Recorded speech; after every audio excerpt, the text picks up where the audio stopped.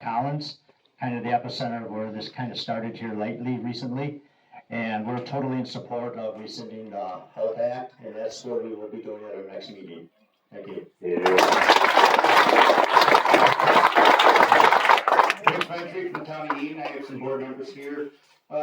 We are having a meeting tomorrow, which will be supporting rescinding the Health Act also, and just here to support UCOs and all you've been going through. So, thank you. I'm Marilla Town. I'm the supervisor for the town of Sardinia. We are also behind you guys to repeal this act. And also I'm the president for the Erie County Association of Erie County Governments, and we're looking to repeal this act Thursday night also. Dwayne Clark from town of Alma. Again, we are going to have a meeting tomorrow night, which I fully expect to have this resolution in front of us. I see no opposition from our town board on it.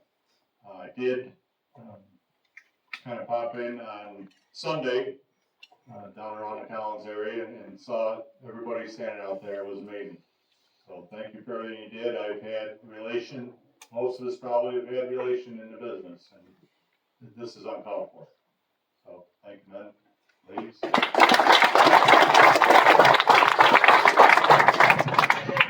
My name is Jeff Hack. I'm a supervisor from the town of Holland. I have a couple of my board members here tonight. We also plan on passing a resolution to repeal the HALT Act at our next board meeting. Again, like everybody else has said, I wanted to thank those of you who are serving our communities and keeping us safe by trying to keep some control. So we appreciate everything the folks are doing and keep up the good work, and hopefully we'll get some traction for this.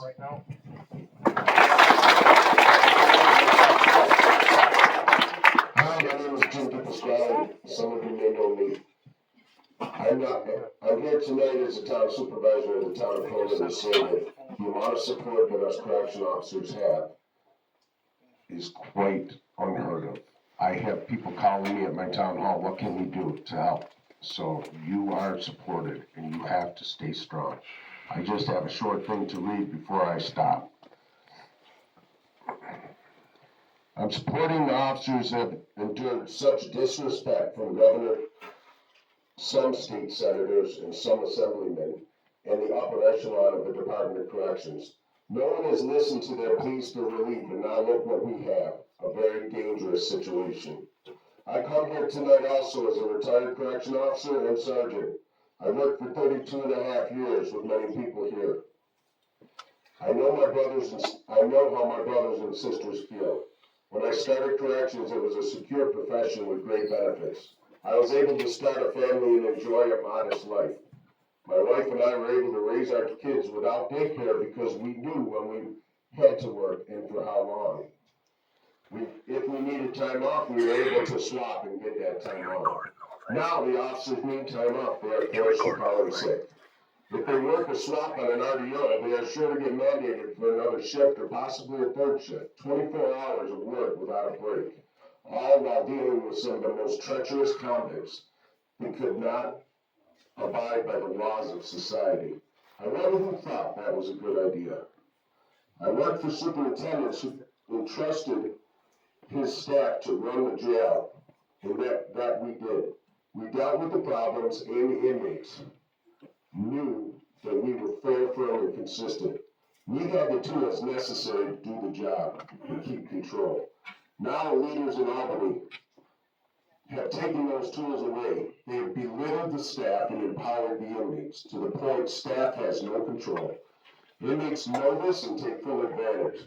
The HALT Act is responsible for this outcome, and I demand the full repeal of the HALT Act. Now the officers are standing up for themselves and their families. The only response from the governor is to get back to work. You're violating the Taylor law. Officers are receiving letters that they will be responsible for their health insurance. The governor's now closing jails and moving inmates into other jails. The many policy changes in enacting such laws as the HALT Act by elected state leaders and the state's total disrespect and abandonment of their once loyal correction officers have caused this dangerous situation. And now it's time the state leaders step up and fix the problem so our officers can get back to work. In closing, Governor Hochul, a true leader doesn't create separation.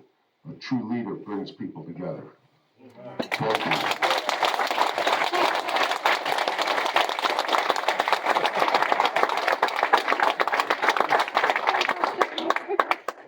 I'm proud of these colleagues, and there's many more out there just couldn't make it tonight.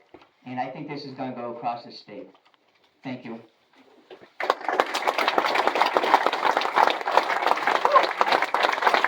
Thank you.